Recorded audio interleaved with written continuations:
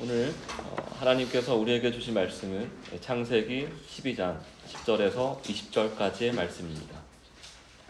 아브람의 출애굽이라는 제목 아래 본문 내용을 함께 살펴보도록 하겠습니다. 우리는 지난 창세기 강해 설교를 통해 하나님께서 아브람을 어떻게 부르셨으며 그를 부르신 목적이 무엇인지를 예배를 통해 분명히 확인했습니다. 하나님께서 아브람을 어떻게 부르셨습니까? 그의 어떤 조건이나 자격을 보시고 부르신 것이 아니라 전적인 하나님의 은혜로 그를 부르셨음을 우리는 함께 확인하였습니다. 그렇다면 아브람이 예배할 수 있었던 근거와 이유는 무엇이었습니까? 그것은 하나님께서 자신의 약속을 이루시기 위해 친히 행하셨고 지금도 행하고 계시며 앞으로도 반드시 이루실 것이라는 사실에 대한 믿음과 소망이었습니다. 여러분, 창세기 12장 1절부터 9절에 나타난 아브람은 하나님을 잘 믿는 사람이었습니까? 그는 하나님께서 보여주실 땅으로 가라는 명령에 순종하며 가나안으로 나아갔습니다.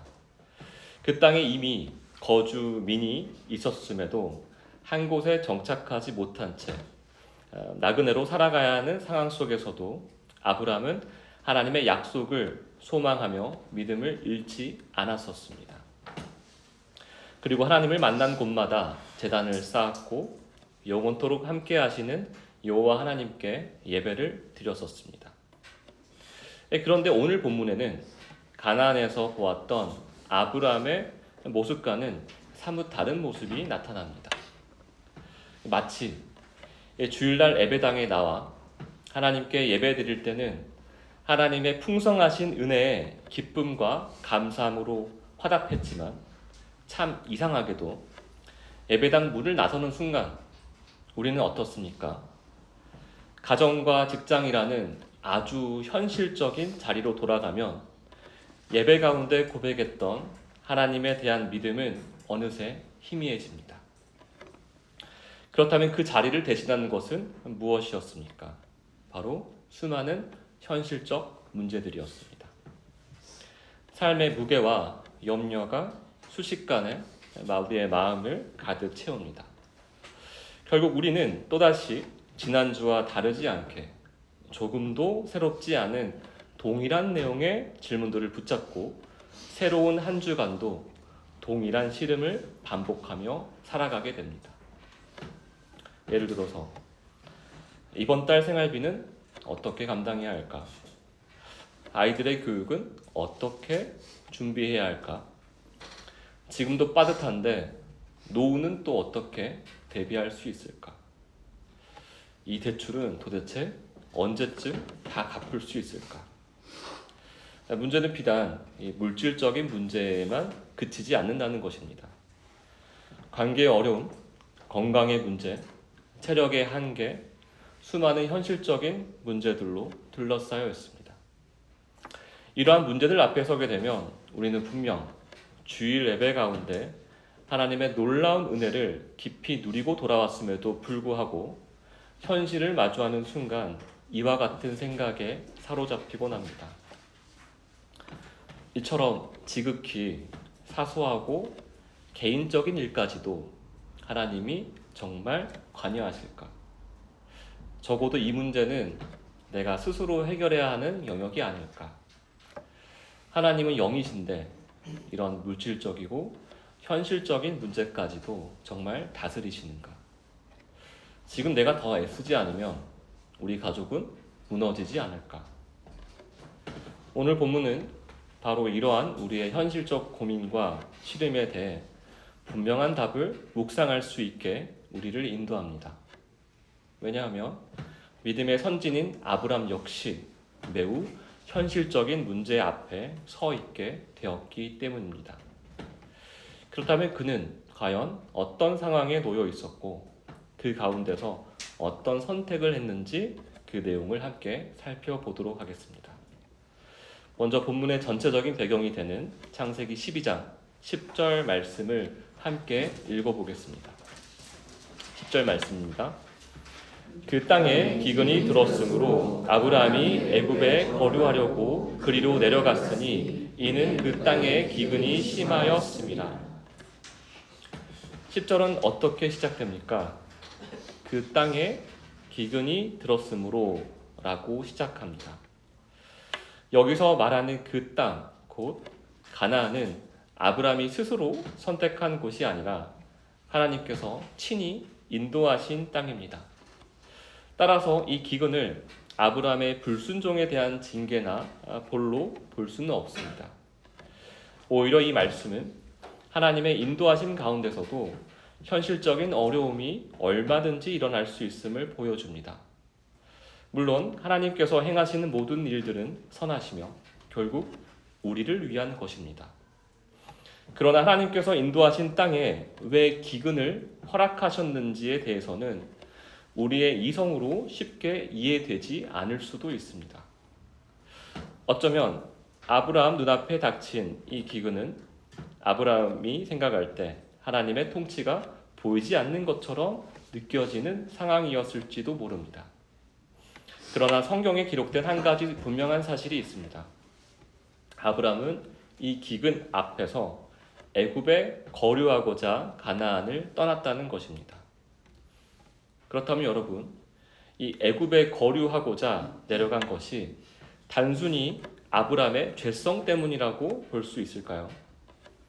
아브라함은 가나안에 있으면 죽고 애굽에 살면 살 수 있다라는 확신에 이끌려 움직인 것일까요? 본문 10절 중반절을 보시면 아브라함이 애굽에 내려간 이유는 거류하기 위함이라고 기록되어져 있습니다. 여기서 거류하다로 번역된 히브리어 굴은 정착하여 사는 것이 아니라 나그네처럼 잠시 머무는 것을 의미합니다. 이 말은 아브라함이 하나님의 명령을 완전히 잊고 하나님께서처럼 자기 마음대로 판단하여 이참에 애굽에 내려가 눌러 살아야겠다라고 결심한 것이 아니었다라는 뜻입니다. 더 나아가 10절 후반절은 아브라함이 애굽으로 내려가게 된 이유를 분명히 밝혀줍니다. 이는 가나안 땅에 기근이 심하였기 때문이다 라고 말씀합니다. 여기서 심하다로 번역된 히브리어 카베드는 단순한 부족을 넘어서 삶을 짓누를 정도로 무겁고 견디기 어려운 상태를 의미합니다. 마치 현실의 무게에 숨이 막힐 듯한 절박함을 표현하는 단어가 바로 히브리어 카베드입니다. 이 표현은 그곳에 더 이상 머물 수 없을 만큼 상황이 매우 심각했으며 다른 곳으로의 이동이 사실상 불가피했음을 보여줍니다. 따라서 종합해 보면 아브라함이 애굽으로 내려간 것은 단순히 그의 죄성에서 비롯된 선택이다라기보다는 하나님께서 그러한 환경을 허락하심으로 그로 하여금 그 길로 나아가게 하신 측면이 있음을 생각해 볼 수 있습니다. 실제로 성경은 아브라함이 애굽으로 내려간 사실 자체를 직접적으로 비판하지 않음에도 우리는 주목해야 할 것입니다. 그렇다면 이 아브라함은 가나안 땅에서 기근을 겪고 애굽으로 향하는 길 위에서 어떤 생각을 하고 있었을까요? 이제 우리가 본격적으로 묵상해야 할 내용이 바로 여기서부터 시작됩니다. 창세기 12장 11절부터 13절까지의 말씀을 함께 읽어보겠습니다. 그가 애굽에 가까이 이르렀을 때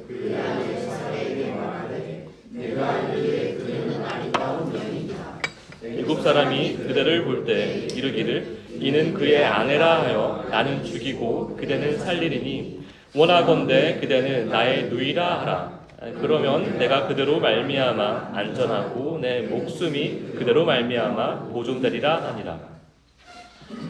10절 이전의 아브라함을 떠올려 보십시오.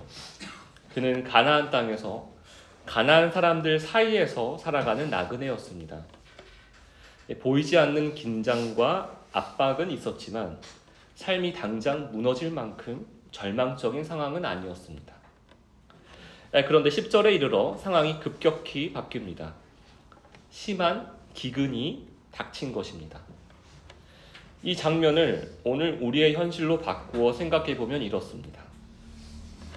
집에는 압류 딱지가 붙어 있고 끝날 줄 모르는 전쟁 속에서 언제 어디로 포탄이 떨어질지 모르는 절박한 급박한 상황입니다. 돈이 있어도 필요한 것을 구할 수가 없는 상황입니다. 아이는 우는데 먹을 것이 없습니다. 숨이 막힐 듯한 현실입니다. 아브라함이 바로 그 자리에 지금 서 있습니다. 경제적으로는 생계가 위협받고 있었고 정서적으로는 불안과 두려움에 짓눌려 있었으며 신앙적으로는 하나님의 약속과 눈앞의 현실 사이에 간격이 벌어지고 있는 긴장 속에 놓여 있었습니다. 이때 아브라함의 마음에는 어떤 생각이 들었을까요? 이 상황에서는 내가 잘 판단해야 한다.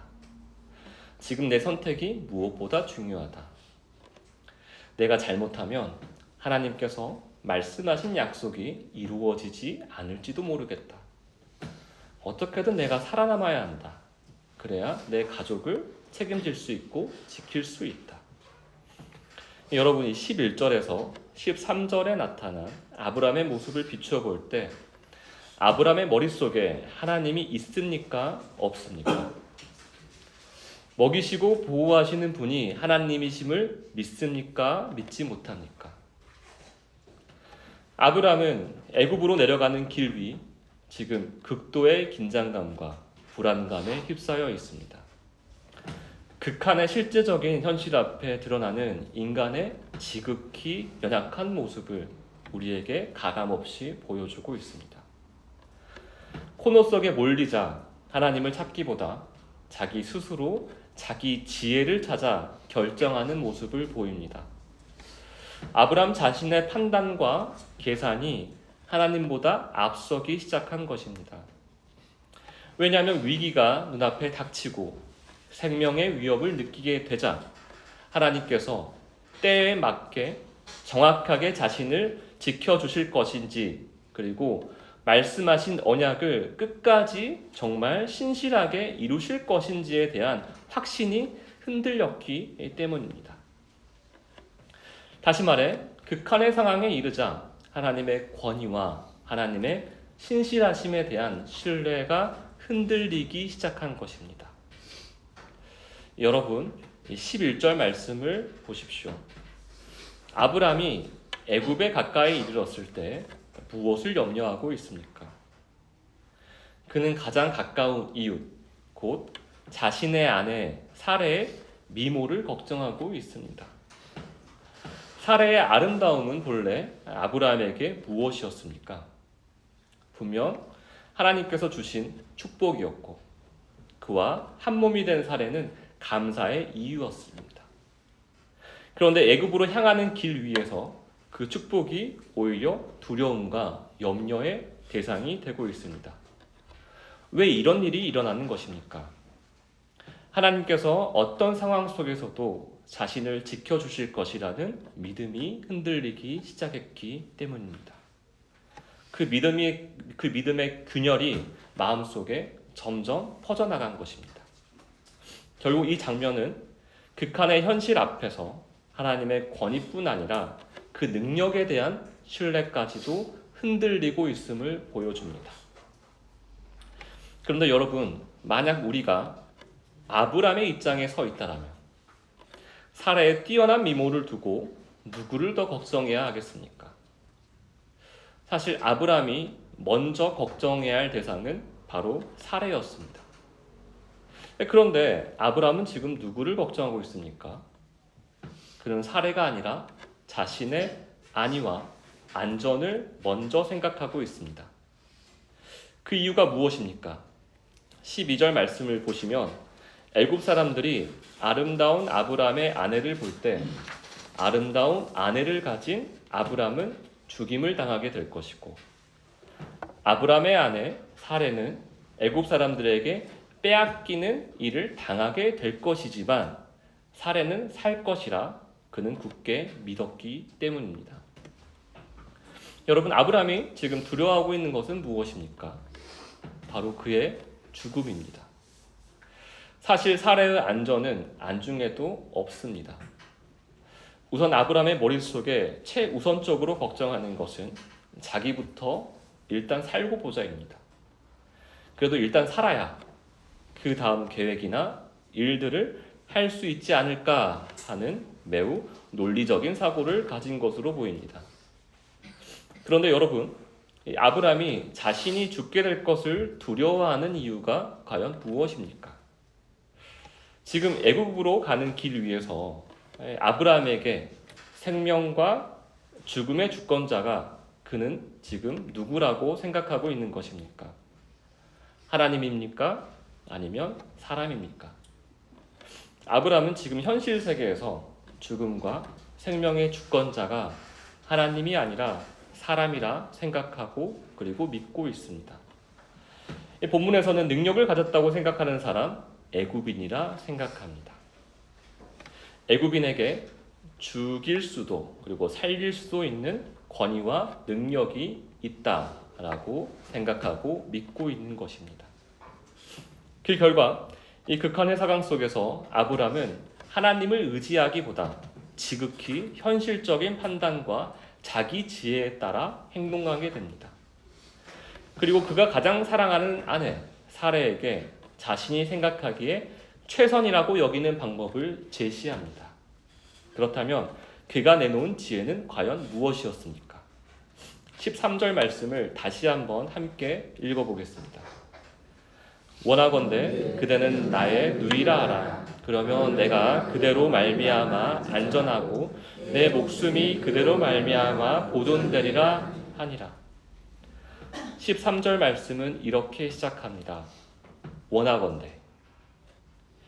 이 표현은 히브리어로 나인데 이는 간절한 청원을 담고 있는 말로 마치 사정하듯이 간곡히 부탁하는 표현입니다. 다시 말해서 사례요. 제발 이렇게 해주세요 라고 요청하는 매우 절박한 호소라고 할 수 있습니다. 아브라함이 이렇게까지 하며 사례에게 구하는 내용은 무엇입니까? 당신과 나와의 관계를 부부 사이, 아내라고 하지 말고 누이라고 말해달라는 것입니다. 그렇다면 아브라함이 왜 이렇게까지 사례에게 간청하고 있는 것입니까? 13절 후반절을 함께 보시길 바랍니다. 그러면 내가 그대로 말미암아 안전하고 내 목숨이 그대로 말미암아 보존되리라. 즉 그렇게만 해준다라면 자신은 위험에서 벗어나 안전해지고 목숨도 보존될 수 있다라는 것입니다. 더 나아가 그의 생각 속에는 이런 계산도 깔려 있었을 것입니다. 자신이 살아야 사례도 보호할 수 있고 하나님께서 약속하신 언약 역시 이어질 수 있지 않겠는가 하는 것입니다. 결국 아브라함은 이렇게 말하고 있는 셈입니다. 내가 살아야 모두가 산다. 그러니 이 방법이 최선이다. 이것이 바로 극한의 상황 속에서 그가 붙들었던 그의 지혜, 자기 지혜였습니다. 여러분이 잘 아시다시피 창세기 20장 12절 말씀처럼 사레가 사실 원래 누이였다는 사실이 완전히 틀린 말은 아닙니다. 하지만 아무리 사실을 말하더라도 그것이 의도적으로 오해를 유도하고 자신을 보호하기 위한 왜곡된 진술이라면 아브람은 그 책임에서 결코 자유할 수 없습니다. 아브람은 사실인 듯 사실이 아닌 말을 통해 사례까지 자신의 거짓말에 가담시키며 공범을 만들고 있습니다. 아브람은 결국 자기 자신의 지혜로 스스로를 보호하는 데 온 힘을 쏟고 있는 것입니다. 그런데 여러분, 이 현실의 눈으로 볼 때 이 아브람의 판단과 결정은 어떻게 보이십니까? 오히려 매우 현실적이고 매우 논리적이며 상황을 정확히 읽어낸 지혜로운 선택처럼 보이지는 않으십니까? 아브라함의 생각은 어쩌면 세상 사람들이 보기에 정말 지혜롭다. 저 정도면 최선의 판단이다 라고 박수를 보낼 만한 선택이었을지 모르겠습니다.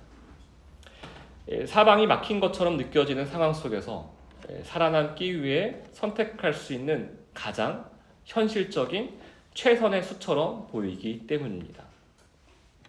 그런데 한 가지가 빠져 있습니다. 이 아브라함의 판단에는 하나님의 주권과 하나님의 통치가 확실히 배제되어 있었습니다. 여러분, 제가 오늘 본문을 묵상하며 준비하는 가운데 마음이 참 무겁고 어려웠습니다. 이 죄인인 인간은 가장 사랑하는 사람, 가장 가까운 사람인 아내조차 온전히 사랑하지 못하는 존재임을 오늘 본문에서 더욱 절실히 깨달았기 때문입니다. 우리는 결국에 피할 수 없는 상황, 극단적인 상황이 닥치면 우리의 죄성은 여실히 드러납니다. 그리고 그 죄성은 작은 죄책감조차 느끼지 못한 채 오직 우리의 유익만을 추구하도록 우리를 몰아갑니다. 그 순간에는 다른 것이 보이지 않고 철저히 자기중심적인 생각에 사로잡히게 되는 것입니다. 그것이 육신의 적용이든 눈에 보이는 욕망이든 자기 자신을 드러내는 교만이든 무엇이든 간에 말입니다. 여러분이 만일 최근에 자신의 이기심과 죄성이 적나라하게 드러나는 경험을 하지 않았다라면 그것은 자신의 믿음이 특별히 뛰어났기 때문이 아니라 오히려 하나님께서 아직 우리를 극한의 상황 속으로, 극한의 상황 가운데 두지 않으셨기 때문임을 우리는 반드시 기억해야 할 것입니다. 그러므로 우리는 늘 이 사실을 마음에 새기며 지금도 믿음의 자리에 서 있게 하시는 하나님의 은혜에 겸손한 마음으로 감사하며 살아야 할 것입니다. 여러분, 오늘 본문처럼 극한의 상황 속에 내몰린 아브라함의 모습을 통해 우리의 깊은 내면을 들여다보면 우리는 한 가지 분명한 사실과 마주하게 됩니다. 곧 타인을 우리의 생명보다 더 귀히 여기고 그를 위해 기꺼이 자신의 생명을 내어줄 수 있는 마음이 우리 안에는 본래 존재하지 않는다는 사실입니다. 이것이 바로 죄인의 실체입니다. 우리는 원수를 사랑하기는커녕 가장 가까운 이웃인 한 몸이 되기로 약속한 부부관계 안에서조차 온전히 사랑하지 못하는 존재입니다. 창세기 12장 11절에서 13절의 말씀은 바로 이 죄인의 실상을 여과 없이 드러내고 있기 때문입니다. 그렇다면 아브라함이 자신의 욕망에 사로잡혀 이러한 죄를 범하게 된 이유는 무엇입니까? 결국 그 뿌리는 하나입니다. 하나님을 온전히 신뢰하지 못했기 때문입니다. 다시 말해 하나님을 사랑하지 않았기 때문이며 하나님의 사랑을 잊어버렸기 때문이고 그 사랑 안에 거하지 못했기 때문입니다. 이제 창세기 12장 14절부터 16절의 말씀을 통해 하나님을 사랑하지 않는 삶, 곧 죄성에 이끌려 내린 아브라함의 선택이 어떤 결과를 가져오는지를 함께 살펴보도록 하겠습니다. 함께 읽겠습니다. 아브라함이 애굽에 이르렀을 때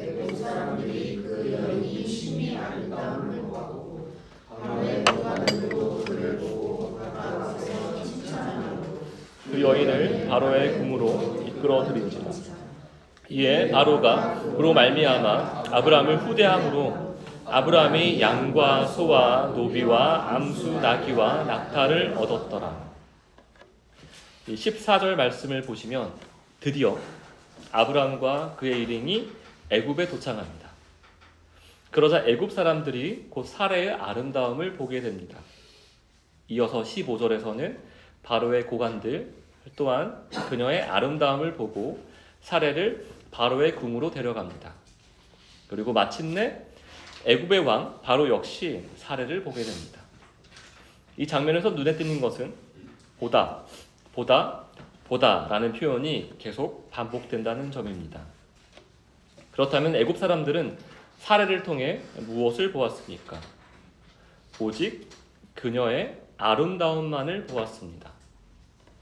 애굽을 대표하는 왕 바로가 사례의 아름다움만을 보았을 때 그의 마음은 어떻게 반응했습니까? 그 아름다움에 이끌려 그녀를 취하고자 하는 욕망, 곧 아내로 삼고자 하는 마음이 생겨난 것입니다. 그렇다면 바로의 마음이 사례의 아름다움에 사로잡혔다는 사실을 우리는 어떻게 알 수가 있습니까? 그 근거가 바로 16절에 나옵니다. 사례로 말미암아 바로가 아브람을 후대하며 양과 소와 노비와 나귀와 낙타까지 주었기 때문입니다. 이것은 단순한 호의가 아니라 사례를 취한 대가로서 주어진 풍성한 보상이었습니다. 그렇다면 여러분, 여기서 한 가지 질문을 던져보아야 합니다. 아브람은 결국 자신의 목숨을 건졌습니다. 그렇다면 그의 계획은 성공한 것입니까? 그의 지혜대로 일이 잘 풀리고 있는 것입니까? 어찌되었든 아브람은 그의 생명을 보존했고 예상하지 못했던 재물까지 얻게 되었습니다. 그렇다면 아브람은 속으로 이렇게 환호했을까요? 내 계획이 역시 통했다. 내 지혜가 역시 옳았다. 라고 말입니다. 그러나 그 이면을 들여다보면 전혀 다른 현실이 드러납니다. 아브람은 자신의 생명을 지키는 대신 정작 더 소중한 존재인 곧 자신과 한 몸이었던 아내를 빼앗기고 말았습니다. 더 나아가 하나님께서 약속하신 복의 통로가 될 사례를 스스로 내어주는 상황에까지 이르게 된 것입니다. 정리하면 14절에서 16절이 보여주는 사실은 이렇습니다. 인간의 지혜로는 우리의 걱정과 불안의 근원적 문제를 잠재우거나 근본적으로 해결할 수 없다는 사실입니다. 오히려 그 선택의 결과는 상황을 더 악화시킵니다. 하나의 문제가 해결되는 듯 보이지만 곧이어 또 다른 문제가 연달아 터져 나옵니다. 마치 아브람은 살아남았지만 아브람으로 인해 사례가 붙잡혀 가는 것과 같습니다. 여러분, 이 아브람이 사례를 빼앗기기 전과 그리고 빼앗기기 전에 자신의 안위를 염려하던 때와 사례를 빼앗기고 난 이유를 비교해 보시길 바랍니다. 어느 때 더 큰 두려움이 찾아왔겠습니까? 당연히 그 이유였을 것입니다. 하나님께서 주신 아름다운 선물인 사례가 다른 사람의 아내가 되는 상황을 바라보며 그는 깊은 절망 가운데 무너졌을 것입니다. 그러나 상대는 애굽의 왕이었습니다. 세상 나라의 최고 권력자였습니다. 이 아브람의 입장에서 보면 더 이상 아무것도 할 수 없는 상황에 이르렀다고 느꼈을 것입니다. 그래서인지 성경은 사례가 애굽 왕에게 붙잡혀 간 이후 아브람이 어떤 행동을 했는지에 대해 아무것도 기록하지 않았습니다. 이 침묵은 오히려 더 많은 것을 말해줍니다. 인간의 모든 계산과 선택이 무너진 자리에서 그가 할 수 있는 일이 아무것도 없었다는 사실을 드러내기 때문입니다. 여러분, 우리의 지혜대로 우리의 경험에 의지해서 우리 머릿속의 논리대로 일을 진행하며 우리가 원했던 것을 지키고 이뤄냈지만 더 중요한 것을 잃었던 경험은 없으셨습니까? 예를 들어서 직장에서 자신의 위치를 지키고자 가정을 잃었던 경험, 자신의 능력을 지속적으로 개발하고 개선하고자 건강을 잃었던 경험, 자신의 유익을 구하고자 주변에 있는 모든 사람들을 희생시킨 경험, 이런 경험들 없으셨습니까? 이상하게도 나의 지혜, 우리의 지혜를 모으면 모을수록, 나의 결심을 더하면 더할수록, 나의 생명을 지켜보려고 애를 쓰면 쓸수록 오히려 나 자신을 포함한 주변 모든 사람들을 죽음으로 몰고 가는 그 아이러니한 일들 말입니다. 사람이 스스로의 열심을 내면 낼수록 이런 일들은 계속해서 반복됩니다. 이제 아브람과 바로를 비롯한 애굽 사람들이 하시는 일들을 계속적으로 지켜보시며 모든 일들을 허용하셨던 하나님께서 직접적으로 개입하시며 일하시는 장면이 나타납니다. 창세기 12장 17절 말씀입니다. 17절 말씀 함께 읽겠습니다. 여호와께서 아브라함의 아내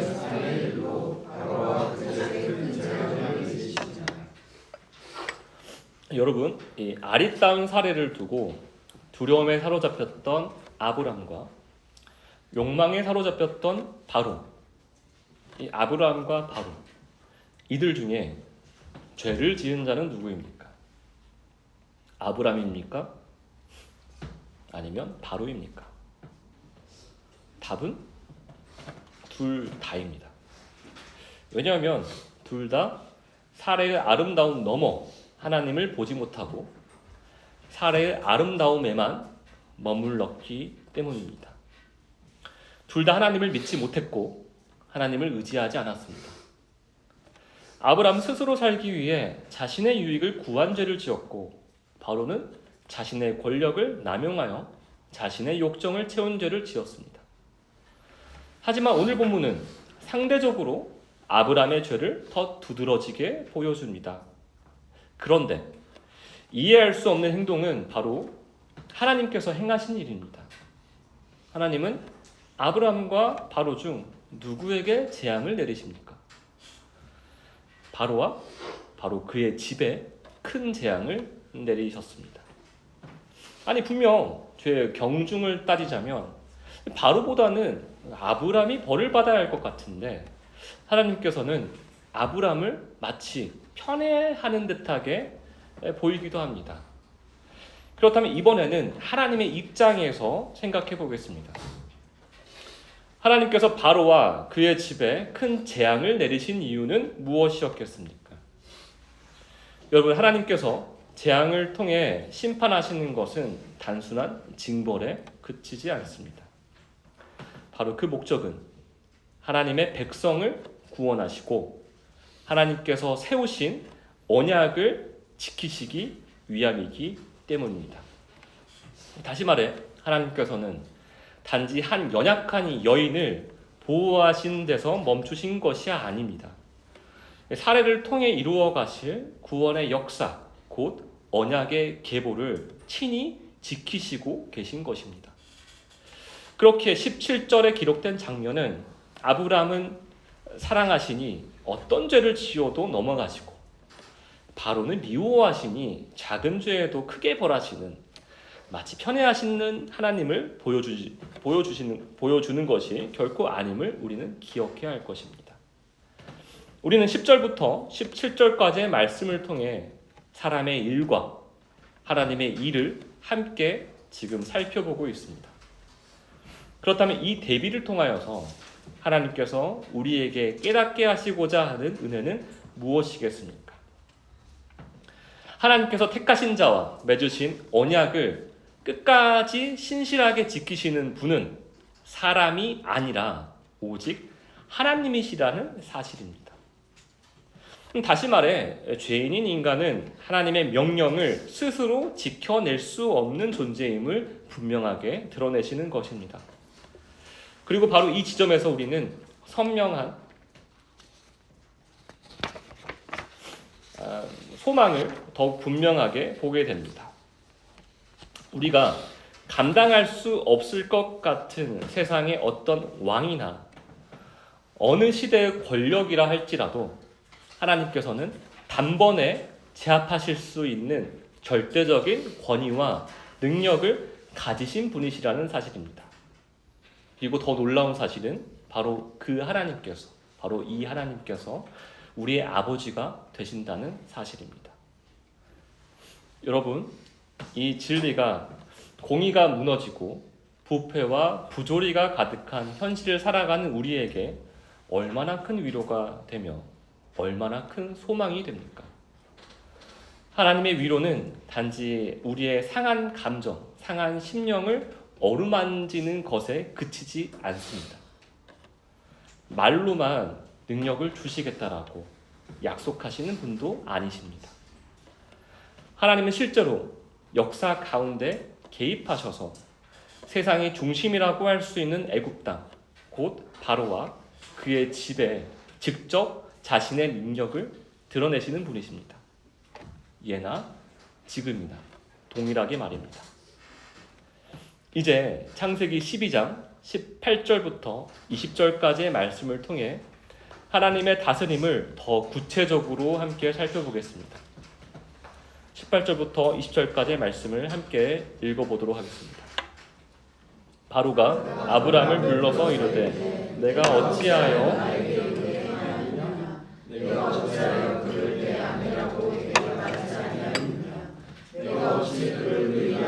내가 그를 데려다가 아내를 삼게 하였느냐. 내 아내가 여기 있으니 이제 데려가라 하고 바로가 사람들에게 그의 일을 명하매 그들이 그와 함께 그의 아내와 그의 모든 소유를 보내었더라. 방금 읽으신 18절과 19절 말씀은 어떤 내용입니까? 공의로우신 하나님께서 아브람의 죄를 눈감지 않으시고 아브람의 죄를 꾸짖으시는 내용입니다. 이때 누구의 입술을 사용하십니까? 하나님을 알지 못하는 애굽 왕 바로를 통해 아브람을 부르십니다.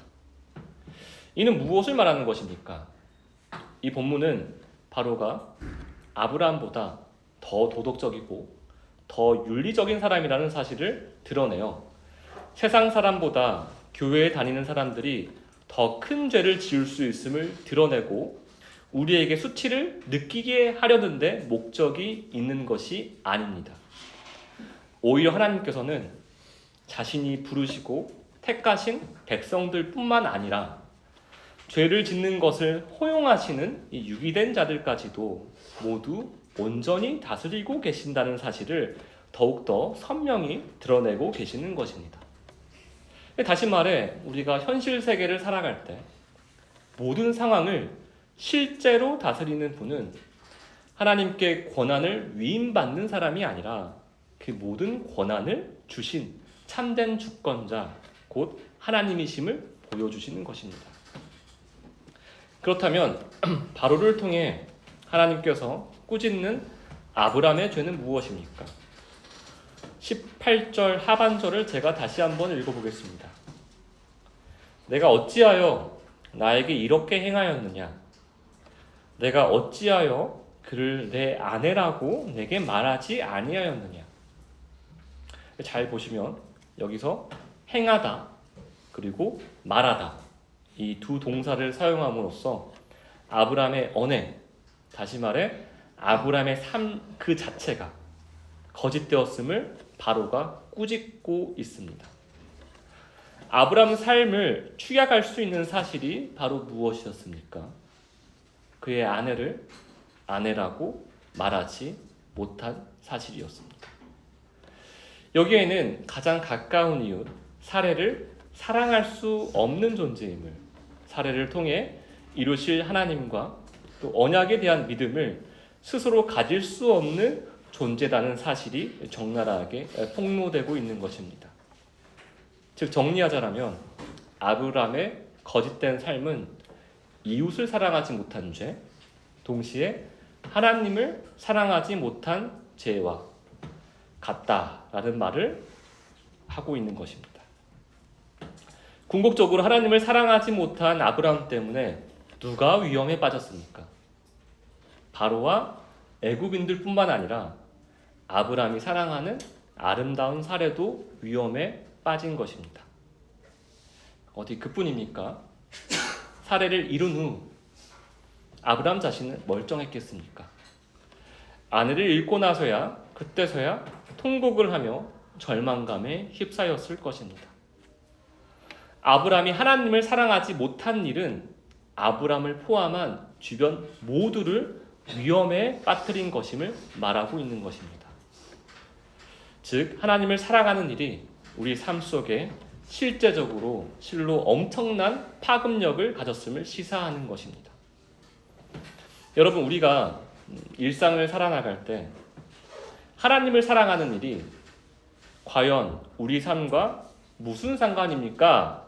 라는 질문을 여러분들의 자녀들이라든가 학생들 혹은 주변 직장 동료나 이웃 주민들로부터 종종 듣는 질문이 아닙니까? 예를 들어서 아버지, 어머니, 교회 가서 무슨 유익을 누릴 게 있다라고 교회에 가십니까? 시간과 물질, 에너지만 낭비하고 오는 게 아닙니까? 이와 같이 비아냥 섞인 질문 앞에서 여러분은 지금까지 어떻게 대답해 오셨습니까?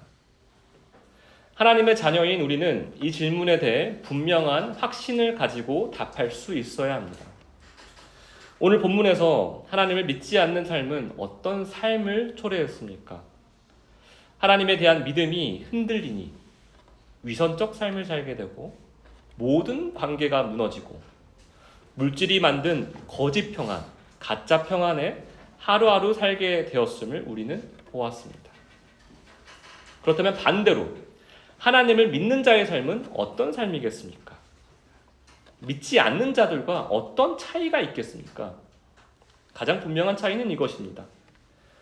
모든 상황을 주관하시고 모든 상황의 열쇠를 가지신 분이 하나님이시라는 이 진리가 믿어지는 것입니다.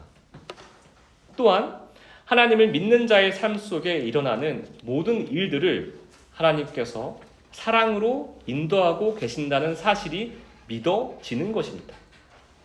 그러니 삶의 모든 상황 속에서 하나님께 기도할 수 있게 되고 하나님을 바라볼 수 있다는 사실 그 하나만으로 우리 안에는, 우리의 심령 안에는 감사함과 기쁨으로 넘칠 수밖에 없는 것입니다.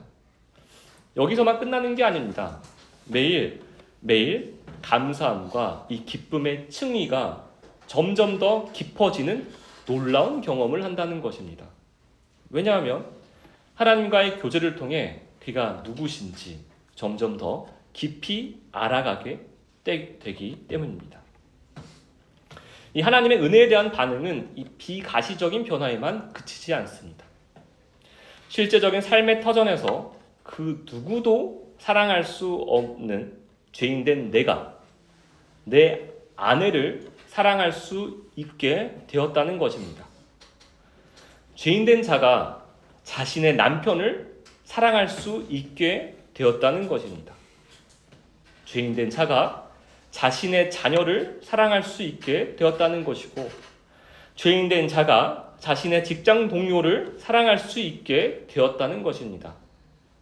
다시 말해 원수 같은 또 다른 죄인들을 긍휼히 여기게 되므로 그들을 사랑하게 되는 말도 안 되는 변화가 하나님 안에서 일어남을 매일매일 경험하게 되는 것입니다. 이런 기적 같은 일이 바로 하나님의 사랑 안에서 이루어지는 일인데, 어찌 하나님을 사랑하는 일이 공상적이며 허무맹랑한 소리이며 비현실적이라는 헛된 소리라 말할 수 있겠습니까? 여러분은 하나님 안에서 우리가 서로 사랑함으로써 살아계신 하나님의 실제적인 다스림을 온 만방에 계시하시길 바랍니다. 그렇게 하나님께 붙들려 살아가시고 또 끝까지 살아내시길 바랍니다. 하나님의 사랑을 의심하는 이 땅의 모든 사람들에게 이 자리에 계신 성도님들의 삶을 통해 그 사랑이 분명히 증거되기를 간절히 소망합니다. 기도하시겠습니다.